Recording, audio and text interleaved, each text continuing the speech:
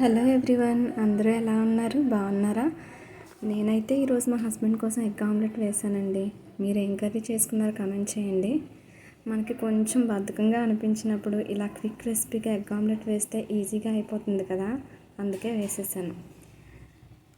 Egg omelette ఇలా కాకుండా onions ఆయిల్లో ఫ్రై చేసి తీసి మనం అన్నీ కలుపుకొని, అంటే సాల్ట్, పసుపు, కారం, మసాలా, కరివేపాకు, మిర్చి అన్నీ యాడ్ చేసుకుంటే ఇంకా టేస్ట్గా ఉంటుంది.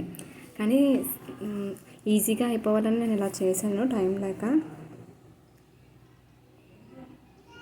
ఇలా కూడా చాలా బాగుంటుందండి టేస్ట్, ఒకసారి ట్రై చేయండి.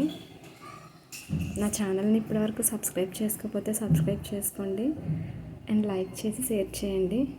చూసారా ఎంత బాగుందో omelette. Thank you friends, bye.